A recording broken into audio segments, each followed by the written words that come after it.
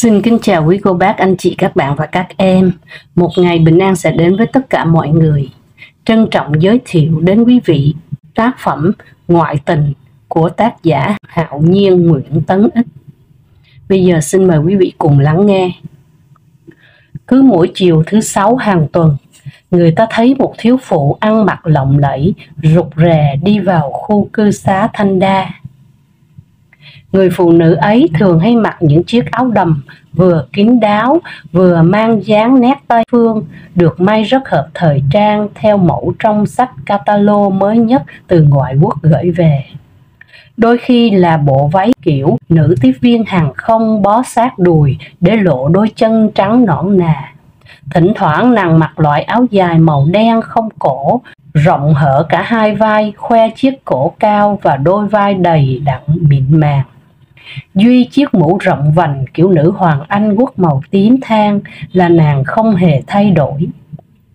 Chiếc nón có dải lụa cùng màu viền quanh, thắt thành chiếc nơ bên sau mũ, hai đuôi nơ buông lơi như cánh bướm phất phơ theo từng nhịp bước đi. Cô nàng có khuôn mặt trái xoan, làn da trắng mịn làm nổi bật đôi môi dày mọng đỏ gợi tình, sống mũi thẳng và cao, mang nét kiêu sa của mẫu người thượng lưu. Chiếc mũ rộng vành nàng đội hơi lệch về phía trước, cố ý che khuất một phần đôi mắt nhung. Đôi mắt nhìn xuống để hàng lông mi dài tựa cánh rèm giấu bớt sự ngượng ngùng trước những cặp mắt tò mò của cư dân trong dãy chung cư. Nàng bước đi từ tốn trên từng bậc thang lên lầu, tiến thẳng đến căn phòng mang số 202, rồi điềm nhiên mở khóa cửa bước vào. Chiếc xe dép bô tròn màu trắng vừa dừng lại trước sân khu cư xá. Phạm Xuân Sơn vội vã xuống xe, tay cầm một túi nhựa đựng thức ăn, tay kia xách chiếc cặp Samsonite. Chàng hối hả lên thang lầu, đến mở cửa phòng số 202. Thiếu phụ núp sau cánh cửa, chơi trò ú tim, bất ngờ hù chàng. Dù biết có người tình bên trong, nhưng chàng vẫn không tránh khỏi giật mình. Cánh cửa vừa khép lại là nàng ôm chầm lấy Sơn, gắn chặt nụ hôn vào đôi môi còn ngọt, mùi nhựa thuốc lá cáp stăng. Chiếc khăn tắm quàng trên người nàng bung ra rơi xuống sàn, để lộ thân hình đẩy đà tươi mát. Bộ ngực căng đầy tràn trề nữ tính đã kích thích chàng đặt nụ hôn lên đôi gò bồng đào đó, nhột nhạt khiến nàng cười khúc khích, âu yếm đẩy đầu người yêu ra thì thầm: "Hàm hố thế, giày chưa cởi kìa." Vừa nói, nàng vừa cúi xuống mở dây giày cho chàng. Bộ sơ mi quần trút khỏi người là chàng bế xốc nàng đặt lên chiếc giường nệm phủ ra màu hồng. Họ quấn chặt lấy nhau như loài rắn trong mùa động tình. Suốt một tuần lễ nhớ mong, giờ họ dành cho nhau trọn vẹn, quên cả đất trời. Lần nào chàng cũng ở thế thượng phong, dồi dào sinh lực. Đôi tay buông thõng rã rời, nàng chìm vào giấc ngủ. Sơn nhẹ nhàng đắp lên người nàng tấm chăn mỏng rồi vào phòng tắm. Theo thói quen của đời sống độc thân, Sơn đun nước sôi chế cà phê và chuẩn bị cho bữa ăn tối. Định đánh thức người tình dậy, nhưng chàng khựng lại trước khuôn mặt sáng rực tình yêu đang trong giấc ngủ êm đềm. Sơn đắm đuối nhìn nàng như ngắm pho tượng nữ thần Venus đầy mỹ thuật. Chợt mở mắt thấy Sơn đang ngắm mình, nàng nở nụ cười tình tứ, rồi đưa tay âu yếm kéo chàng vào lòng, hôn vào chiếc cổ nở nang đượm nồng hương thơm da thịt đàn ông. Đôi môi phù thủy lại đưa họ vào những cơn rung động ngất ngây tột đỉnh. Rồi hai người thức dậy dùng bữa tối có rượu champagne, bánh mì, thịt vịt quay. Trong bữa cơm tình tứ, nàng chỉ choàng lên người chiếc áo khoác bằng vải von thật mỏng, để lộ những đường nét tuyệt mỹ của thân thể được chăm sóc hàng ngày.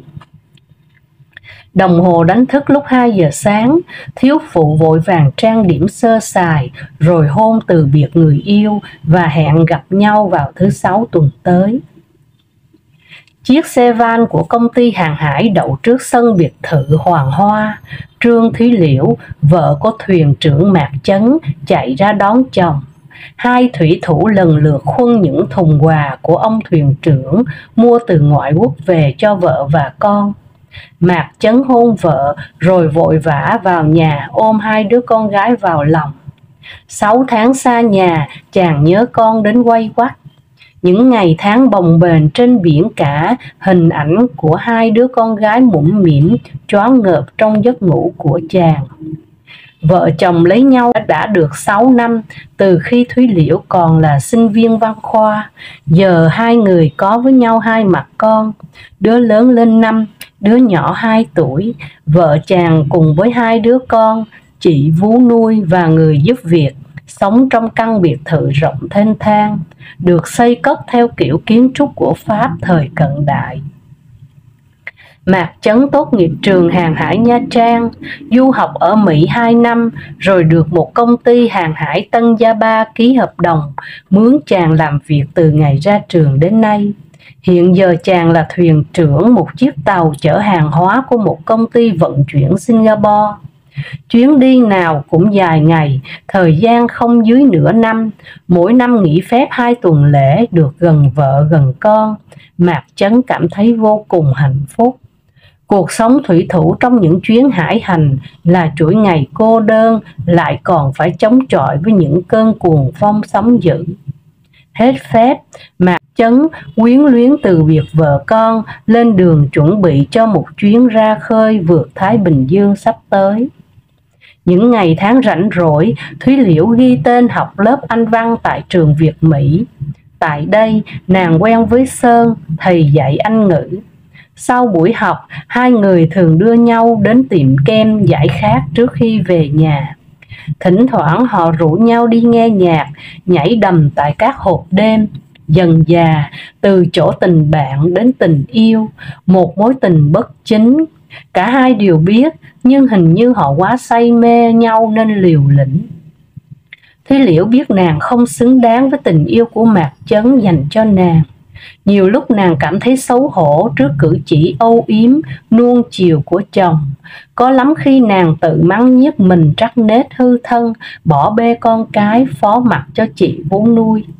Sau những đêm đi chơi về khuya, nàng đã ôm con vào lòng để rơi những giọt nước mắt ăn năn, rồi tự hứa với mình là sẽ đoạn tuyệt mối tình tội lỗi đó. Cũng như vậy, Sơn đã khuyên nàng không nên tiếp tục đi chơi với nhau nữa. Hành động cụ thể của Sơn là bỏ dạy trường Việt Mỹ để xa lánh mối tình. Phần Thúy Liễu vẫn tiếp tục đến trường, nhưng thiếu vắng bóng Sơn khiến nàng chán nản rồi bỏ học luôn. Nàng ở nhà với con được một thời gian, nhiều đêm Thúy Liễu trằn trọc nhớ người yêu ray rứt, khiến nàng không sao chịu nổi. Nàng trút những cơn bực bội lên hai người giúp việc. Những cơn giận vô cớ khiến hai đứa con nàng sợ hãi.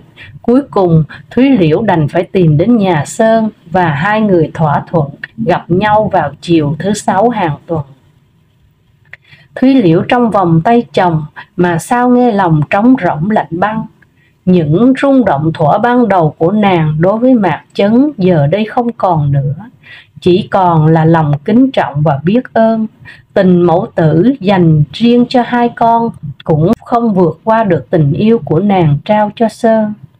Chàng đã cho nàng những cảm xúc rất mới mẻ từ thể xác đến tâm hồn. Nàng yêu say đắm như thuở 17-18, mặc dù tuổi đời của nàng đã ngoài 30. 7 ngày chờ đợi là 7 ngày con tim nàng héo hắt. Cơn khát tình luôn thúc giục nàng phải tìm đến với người yêu. Hôm nay là ngày thứ Tư, một ngày làm việc nhiều nhất trong tuần lễ, nên Sơn về nhà trễ hơn mọi lúc. Mở cửa vào phòng, chàng ngạc nhiên thấy Thúy Liễu nằm trên giường quay mặt vào vách. Sự hiện diện đột ngột ngoài định kỳ khiến chàng hơi bối rối. Tưởng người yêu đang say ngủ nên Sơn thay quần áo rồi đi thẳng vào phòng tắm. Chợt nàng lên tiếng hỏi: "Ê, có con khốn nào giữ anh lại mà về trễ đến thế kia?" "Chẳng có ai ngoài cô bé hay ghen bóng ghen gió này đây."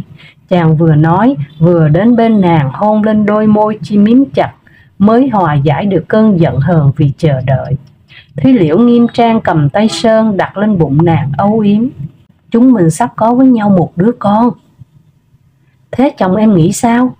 Sơn giật mình hỏi. Anh ấy mong muốn em sinh thêm một đứa bé trai nữa. Nhưng mà... Chàng chưa nói hết câu, Thúy Liễu kéo Sơn lên giường, ôm chặt người yêu thì thầm. Trước sau 10 ngày, nửa tháng làm sao anh ấy biết được. Còn nếu chuyện này vỡ lỡ thì em sẵn sàng chia tay, chúng ta được sống với nhau hợp pháp. Chiến sự bỗng dưng nổ lớn tại Tây Nguyên Trung Phần. Thị xã Buôn Mê Thuột bị quân Bắc Việt tấn công. Quân đồn trú tạm thời rút lui chiến thuật. Tiếp theo là lệnh của Tổng thống cho di tản Bộ Tư lệnh Quân đoàn 2 bỏ ngỏ cả vùng cao nguyên. Tình hình bắt đầu rối loạn, đồng bào các nơi ồ ạt chạy về Nha Trang, Phan Rang. Đồng bào ở Quảng Trị thì di tản vào Huế rồi chạy tiếp vào Đà Nẵng. Các lực lượng bảo vệ lãnh thổ Quảng Ngãi, Quảng Tín được lệnh rút về Bộ Tư lệnh Sư đoàn 2 ở Chu Lai, đã khiến cho đồng bào và gia đình binh sĩ cũng ùn ùn chạy theo. Địch quân còn mãi tận đâu đâu mà quân ta đã bỏ thành. Kết hợp mọi tin tức, biết chắc chắn Mỹ sẽ bỏ rơi miền Nam, Mạc Chấn vô cùng lo lắng cho vợ con. Vì vậy, trên đường về Tân Gia Ba, chàng đã bất chấp hải trình, ngoặt mũi tàu hướng về hải phận Việt Nam, thả neo tại Vũng Tàu. Lực lượng tuần duyên của Việt Nam Cộng Hòa giờ này không còn đủ tinh thần làm việc. Tâm trạng chung của mọi người là bối rối, hụt hẫng, như đang lơ lửng không còn điểm tựa. Mạc Chấn vội vã về Sài Gòn, đưa cả gia đình lên tàu đi Tân Gia Ba. Ban đầu Thúy Liễu dùng dằng không muốn đi, nại cớ nàng có bầu sắp sinh, nhưng thật ra nàng còn quyến luyến đến người tình, ra đi biết bao giờ gặp lại. Không thể trù trừ lâu hơn nữa, không thể chiều theo ý vợ để sinh mạng của cả gia đình rơi vào tay tử thần. Mạc Chấn đẩy vợ lên xe, rời ngay cái thành phố đang trong cơn sốt biến loạn.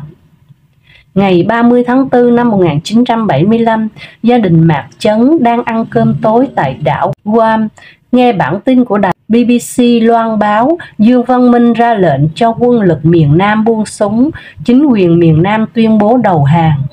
Thúy Liễu đứng dậy bỏ bữa ăn, nàng chạy ra ngoài ôm mặt khóc. Giờ phút ấy cũng có khá nhiều người tị nạn để rơi những giọt nước mắt vì hoàn toàn mất hết hy vọng trở về nơi chôn nhau cắt rúng của mình. Riêng Thúy Liễu, nàng lo sợ cho mạng sống của Sơn, mối tình của hai người hoàn toàn bị chia cắt. Cơn xúc động đã ảnh hưởng đến bào thai, nên vào nửa đêm hôm đó, Thúy Liễu đã hạ sinh một bé trai trước kỳ hạn. Mạc Chấn vô cùng mừng rỡ bởi thằng bé ra đời đúng theo mong ước của chàng. Muốn đặt tên cho con là Mạc Chấn Phong, nhưng vì tính nể nang, chàng lại dành phần ưu tiên cho vợ. Vì thế Thúy Liễu quyết định ghi tên con mình vào khai sanh là Mạc Chấn Sơn. Những người Việt tị nạn được phân bố đi khắp các tiểu bang trên đất Mỹ. Riêng gia đình Mạc Chấn và một số đồng hương khác chọn định cư tại thành phố San Diego, tiểu bang California. Mạc Chấn vừa thông thạo tiếng Anh, vừa có tài xã giao, nên chỉ vài năm sau, gia đình chàng đã hoàn toàn hội nhập với xã hội Mỹ và có cuộc sống ổn định. Thời gian 4 năm trên đất tị nạn mà họ đã mua được một căn nhà và mở một xưởng may quần áo với hàng chục công nhân. Thúy Liễu ở nhà lo nội trợ và chăm sóc 3 đứa con còn nhỏ dại. Một hôm, Thúy Liễu đến xưởng may, chợt một nữ công nhân nhận ra nàng là người mà trước năm 1975 chị hay gặp ra vào cư xá Thanh Đa. Chị ta tự giới thiệu tên là Thoa, vợ của đại úy Huỳnh Đức Tường, bạn học với Phạm Xuân Sơn. Chị cho biết hiện giờ hai người đang học tập cải tạo cùng trại tù ngoài Bắc Việt. Chồng chị bị bắt tại Biên Hòa trên đường về Sài Gòn, còn Sơn bị ghép tội tình báo CIA. Trước tin bất ngờ Trái tim Thúy Liễu đập rộn ràng và mắt nàng nhòa lệ. Nàng quay mặt đi, kín đáo lau những giọt nước mắt vui mừng.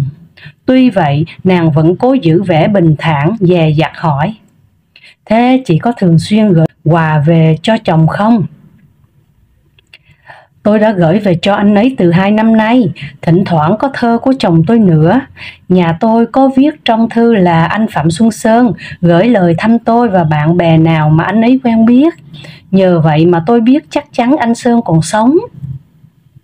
Lòng cứ bồi hồi, băn khoăn, khiến cả đêm Thúy Liễu trằn trọc mãi. Nàng muốn viết thư, bắt liên lạc với Sơn, nhưng biết làm sao đây?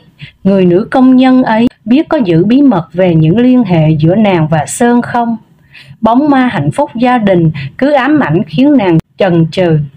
Hình ảnh đói khát và lao động khổ sai của các tù nhân sống trong các trại tập trung tại quê nhà khiến nàng lại xót xa cho thân phận người tình. Nàng định hỏi thăm nữ công nhân kia về địa chỉ trại tù của Sơn và cách thức gửi quà qua bưu điện, nhưng sợ chị ấy nghi ngờ. Thời gian đó, việc liên lạc thư từ trong nước với tù nhân đang trong vòng lao lý đã là quá khó, huống hồ những bức thư và quà cáp từ một đất nước thù địch Hoa Kỳ gửi về thì làm sao tránh khỏi sự hiểm nguy cho người nhận. Vì vậy, phương thức gửi hàng qua bưu điện đến thẳng trại tù không thể thực hiện được. Cuối cùng, Thúy Liễu quyết định một cách liều lĩnh là đưa tiền cho Thoa chuyển về Việt Nam, nhờ gia đình chị ấy mua sắm những gì người tù cần, mang đến trại thăm nuôi Sơn. Cứ 6 tháng một lần, gia đình Thoa thực hiện một chuyến ra Bắc thăm 2 người tù, Tường và Sơn. Phương tiện di chuyển từ Sài Gòn ra Hà Nội chẳng dễ dàng gì, nhưng nhờ Thúy Liễu chi tiền rộng rãi nên việc thăm nuôi cũng xuôi chèo mát mái. Thỉnh thoảng có thư của Sơn nhờ chuyển qua Mỹ với mục đích thông báo đã nhận được quà và tỏ lời cảm ơn Thúy Liễu vẫn còn nhớ đến chàng. Lời thơ đơn giản, khô khan đã làm cho Thúy Liễu thất vọng không ít. Chẳng lẽ tình yêu đã chết trong lòng Sơn? Chữ viết nghệch ngoạc trên mảnh giấy xi măng thô nhám đã khiến cho Thúy Liễu liên tưởng đến sự thiếu thốn, đói khát và khổ nhục trại tù, càng làm cho nàng thêm thương cảm. Giữa năm 1981, 2 người bạn Tường và Sơn cùng được ra tù. Thoa mừng rỡ báo tin này cho Thúy Liễu, nhưng nàng yên lặng, giữ đúng thái độ dửng dưng. Ngày hôm sau, Thúy Liễu viết thư cho Sơn gửi về địa chỉ của gia đình Thoa, nhờ Tường chuyển hộ. Trong thư, nàng yêu cầu Sơn gửi gấp địa chỉ nơi cư trú hiện giờ. Phần tái bút nàng viết: "Anh yêu, lúc nào em cũng nghĩ đến anh và dành cho anh tất cả. Nếu trời có bắt em chết để cứu sống anh, em cũng sẵn lòng hôn anh." Khi đã có địa chỉ riêng của Sơn rồi, Thúy Liễu liên lạc trực tiếp với chàng. Từ đó, nàng gửi liên tiếp những thùng quà đắt tiền, có cả tiền đô giấu trong lưng quần jean để cho Sơn có điều kiện tổ chức vượt biên. 1 năm sau, Sơn và mấy chục thuyền nhân đến được trại tị nạn Thái Lan trên một chiếc ghe nhỏ trải qua mấy ngày đêm trong cơn mưa gió bão bùng. Được tin, Thúy Liễu mừng vô kể, ngược lại Thoa, vợ của Huỳnh Đức Tường, vừa buồn vừa tức. Nàng buồn Sơn ra đi không rủ chồng nàng đi theo và giận Thúy Liễu đã giấu giếm nàng trong kế hoạch tiếp tế cho Sơn vượt biển. Sự hiềm khích bắt đầu từ đó và tình cảm giữa hai người trở nên lạnh nhạt. Nhân dịp nghỉ hè, gia đình Mạc Chấn tổ chức chuyến đi du lịch ở Hạ Uy Di 10 ngày và 5 ngày thăm viếng bà con ở vùng Hoa Thịnh Đốn. Khi trở về nhà, Thúy Liễu mắc bệnh cúm cả 2 tuần lễ nằm vùi trên giường. Mạc Chấn vừa lo điều hành xưởng may, vừa lo chu tất việc nhà. Trong đống thư từ hàng ngày, có một lá thư ngoài bì đề tên người nhận là Mạc Chấn, không có tên người gửi.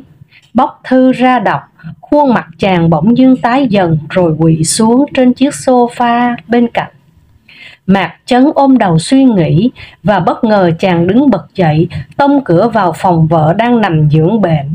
Mạc Chấn ném bức thư trước mặt Thúy Liễu bảo: "Đọc đi." Tay run run, Thúy Liễu cầm lá thư, nàng đoán biết chuyện gì đã xảy ra. Paulo Bidon ngày: Thúy Liễu thương yêu, anh đã được Cao ủy tị nạn chấp thuận ghi tên vào danh sách tị nạn và hiện giờ đang ở trại Paulo Bidon chờ người bảo lãnh qua Mỹ. Anh đã gửi cho em liên tiếp 2 lá thư theo địa chỉ hộp thư riêng của em, nhưng không thấy em trả lời. Nghi ngờ thơ bị thất lạc, cho nên thơ này anh nhờ chị Tường chuyển tận tay em sẽ chắc chắn. Nếu nhận được thư hãy trả lời gấp rằng em đã nhờ được người nào đó đứng ra bảo lãnh cho anh qua Mỹ chưa. Cảm ơn em đã giúp đỡ anh rất nhiều qua cơn khốn đốn. Con của chúng ta đã đến trường rồi phải không? Hy vọng một ngày không xa anh sẽ gặp được mặt con. Hôn em. Phạm Xuân Sơn. Mệt mỏi, Thúy Liễu buông lá thơ trên giường, nhắm mắt. Chờ đợi một hồi lâu, Mạc Chấn đay nghiến. Không ngờ bà phản bội tôi. Từ 10 mấy năm nay tôi đã ngu ngốc tin vào lòng chung thủy nơi bà. Bà đã chà đạp lên danh dự của chồng, đánh mất tư cách của người vợ, lén lút ngoại tình. Hôm nay tôi yêu cầu bà phải làm sáng tỏ việc bé Sơn mang dòng máu của ai. Trả lời đi, trả lời đi. Mạc Chấn hét vào mặt Thúy Liễu, nàng quay mặt vào vách, nhắm mắt âm thầm chịu đựng. Mạc Chấn dựng nàng ngồi dậy gầm gừ. Tại sao không trả lời? Bà á khẩu rồi sao? Được, tôi có cách bắt bà phải khai sự thật. Mạc Chấn đưa 2 bàn tay gân guốc bóp cổ nàng, tra vấn. Có chịu khai không? Bé Sơn là con của ai? Nói đi, còn không tôi sẽ siết cổ cho đến chết. Khuôn mặt Thúy Liễu đỏ rần rần, máu đã tụ vào đôi mắt trợn trừng. Hơi thở bắt đầu khò khè, Mạc Chấn đẩy nàng ngã chúi nhủi xuống giường. Lượm bức thư bỏ vào túi, chàng đóng sầm cửa lại, hầm hầm bỏ đi. Qua cơn nghẹt thở, Thúy Liễu hồi tỉnh, dù trong người còn rất yếu, nhưng nàng vẫn cố gắng lái xe đến hộp thư riêng mà nàng đã bí mật mở ra từ khi liên lạc được với Sơn. Đã hơn 1 tháng trời không lấy thư, vì vậy mới ra nông nổi này. 2 bức thư trước của Sơn còn nằm trong thùng thư, bức thứ 3 do một người chuyển tiếp. Nàng biết người đó là ai rồi, nhưng chẳng còn gì nữa để mà trách móc hận thù. Chấp nhận tất cả, đã đến lúc nàng phải đối diện với thực tại. Mạc Chấn ra đi 3 ngày không trở về, chàng đã mướn người trông coi con, lo ăn uống và chăm sóc chúng. Cuộc sống vợ chồng của Thúy Liễu hoàn toàn đổ vỡ, nàng đã ký vào đơn ly dị do luật sư của Mạc Chấn đem đến tận nhà. Nàng chỉ lo sợ một điều là mất bé Sơn. Thời gian sau đó, nàng đã từ chối trác tòa gọi đến dự thủ tục hòa giải. Và tất nhiên, phiên tòa cuối cùng, chánh án tuyên bố kết quả cuộc ly hôn này có hiệu lực. 3 đứa con đều đồng lòng theo cha, dù nàng khẩn khoản xin qua tòa nuôi giữ bé Sơn. Thay vì nàng được ở lại căn nhà, nhưng thằng bé đã mạnh dạn khước từ sống chung với mẹ. Xưởng may, Mạc Chấn đã sang nhượng lại cho người khác. Chàng quyết định rời khỏi San Diego, sang sinh sống tại tiểu bang Florida. Buổi chia tay với đàn con, Thúy Liễu đau khổ đến tê dại cả tâm hồn. Rồi suốt cả mấy tháng trời, nỗi nhớ con quay quắt, giày vò nàng như người mất trí. Hình ảnh các con nàng quay mặt ra đi không bệnh rịnh, không tiếc nhớ, cứ quay cuồng trong giấc ngủ. Mối tình đam mê mù quáng vượt ra ngoài khuôn khổ luật pháp và đạo lý, đã mang một hậu quả cực kỳ đau đớn dành cho một người mẹ ngoại tình. Đó là sự mất mát tình mẫu tử. Tuổi thơ rất nhạy bén trong sự cảm nhận tình thương của người lớn đối với chúng. Đàn con từ chối mẹ là nỗi đau thấm thía như mũi dao khoét sâu trong lòng Thúy Liễu. Mạc Chấn đã dồn hết tình thương cho con và đặt cả niềm tin vào vợ, nhưng sự phản bội phũ phàng đã làm cho trái tim chàng tan nát. Cảnh nhà vắng vẻ, im lìm tưởng như có thể giúp cho nàng tịnh dưỡng, lấy lại được sự bình thản cho tâm hồn. Nhưng không, Thúy Liễu sợ hãi trước chiếc giường nệm trải khăn trắng rộng thênh thang, nhìn hai chiếc gối có thêu hai chú mèo con, cặp mắt chúng như ánh mắt của Mạc Chấn, hiện ra vừa căm hận vừa khổ đau khi đưa tay siết cổ nàng. Căn phòng hạnh phúc của vợ chồng nàng giờ đây trông lạnh lẽo như căn hầm mộ. Đêm đêm nàng bật đèn trong nhà sáng trưng, chỉ trừ căn phòng ma quái đó. Chiếc sofa trở thành giường ngủ, nàng nằm co quắp với giấc ngủ chập chờn mộng mị. Mỗi khi vào phòng các con, nhìn những đồ chơi còn để lại, nghe hương thơm của chúng từ trong tủ quần áo, là nỗi nhớ bùng lên trong nàng đến cồn cào xót xa. Ngày ngày vào ra một thân chiếc bóng trong khu nhà rộng mênh mông, nàng như kẻ mộng du. Rồi một hôm, Thúy Liễu chợt nhớ đến Phạm Xuân Sơn ở trại tị nạn đang trông chờ người bảo lãnh qua Mỹ. Hình ảnh của người tình chợt bùng lên như ngọn lửa, sưởi ấm trái tim buốt giá của nàng. Tâm trạng yếu đuối, sầu não bỗng nhiên biến mất.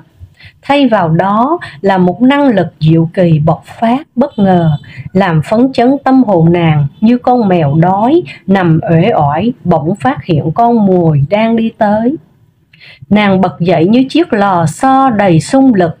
Thúy Liễu vươn vai, tựa loài thiên nga, rùng mình là rũ sạch những giọt nước bám quanh mình. Tội lỗi ám ảnh nàng từ mấy tháng nay chợt bay đi như bụi nước. Không chần chờ, Thúy Liễu biên thư báo tin ngay cho Phạm Xuân Sơn biết cuộc sống của nàng giờ đây không còn ràng buộc hôn nhân với Mạc Chấn nữa, và nàng sẽ qua trại tị nạn làm hôn thú với chàng.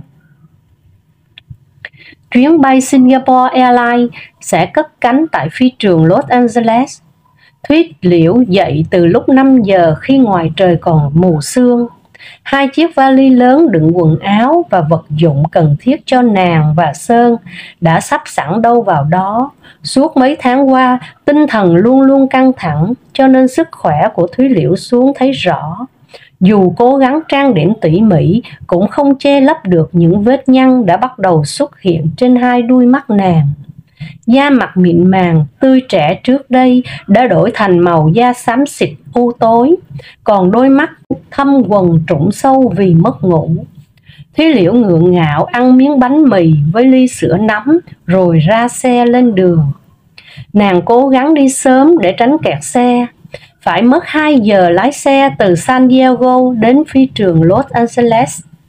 Ngồi sau tay lái, Thúy Liễu nghĩ đến giờ gặp mặt người tình, khiến trái tim nàng đập rộn ràng.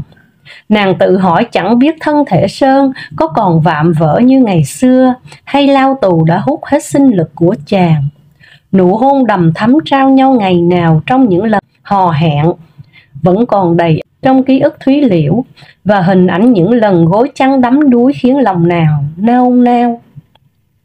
Vượt qua khỏi đoạn đường kẹt xe, Thúy Liễu nhấn ga chiếc lý sệt, chạy bon bon trên đường freeway 5. Nàng lại nghĩ đến 3 đứa con, thương nhất là bé Sơn, đứa con mang dòng máu của chàng, kỷ niệm của mối tình vụn trộn nhưng đầy hấp lực. Bất chợt, một chiếc xe chết máy nằm lù lù trước mặt, chặn ngang len xe nàng đang chạy. Không còn kịp nữa, mất bình tĩnh, nàng kéo tay lái về bên phải. Xe vượt qua rào cản, đâm đầu vào chân đồi, lật mấy vòng rơi xuống đường mương. Xe cấp cứu chở nạn nhân đến bệnh viện. 3 ngày sau, Thúy Liễu mới hồi tỉnh, nhưng trong tình trạng bại liệt cả hai chân. Được tin, Mạc Chấn khẩn cấp đưa con về California thăm mẹ chúng. Hồ sơ bệnh lý cho thấy Thúy Liễu bị gãy xương sống, chân trái và tay trái bị dập nát. Nhờ túi hơi bảo vệ nên đầu nàng không bị chấn thương. Dù biết tai nạn xảy ra trên đường đi đến phi trường để kịp chuyến bay sang thăm người tình cũ hiện đang ở trại Paulo Bidon, Mạc Chấn vẫn điềm nhiên, chăm sóc, an ủi và sắm sửa những vật dụng cần thiết cho Thúy Liễu bằng một tấm lòng hào hiệp và bao dung. Với thân thể tàn phế, Thúy Liễu biết trước sẽ gặp vô vàn khó khăn trong cuộc sống đơn độc của mình. Vì thế, nàng yêu cầu Mạc Chấn bán căn nhà chia tiền cho 3 đứa con theo phán quyết của tòa án, số còn lại gửi vào ngân hàng với chương mục tên của nàng để chuẩn bị cho những ngày sắp tới nàng phải sống trong Sinham. Trước ngày trở lại tiểu bang Florida, Mạc Chấn dẫn con đến thăm mẹ lần cuối. Đứng bên chàng và 3 người con, đứa con gái lớn nhất 14 tuổi, bé gái kế 11 và con trai út lên 8. Chúng lần lượt đến hôn từ biệt mẹ. Trong giờ phút cô đơn nhất, nhìn 3 mái đầu xanh của con và mái tóc người chồng đã lâm râm sợi bạc, sống trong cảnh gà trống nuôi con, khiến cho lòng quặn thắt. Thúy Liễu không cầm được xúc động, nước mắt tuôn tràn. Bất chợt nàng kêu lên: sao tôi khốn nạn thế này hở trời? Mạc Chấn ơi, xin hãy tha thứ cho em. Giờ đây em có hối hận cũng đã muộn rồi. Em không xứng đáng làm vợ anh, một người chồng cao thượng và đầy lòng nhân ái. Các con ơi, lỗi lầm của mẹ không thể nào xóa nhòa trong tâm tưởng các con đâu. Mẹ biết, một người vợ không đoan chính, một bà mẹ vô trách nhiệm, gương xấu đó, mẹ chỉ mong sau này các con đừng vấp phải là đủ cho mẹ mãn nguyện rồi. Nói đến đây, Thúy Liễu như hụt hơi, hai mắt nàng mở trừng trừng hướng về các con, toàn thân nàng co rúm rồi giật lên liên hồi, khiến Mạc Chấn hốt hoảng gọi y sĩ trực. Đầu nàng vẹo qua một bên, máu trong mũi và miệng trào ra.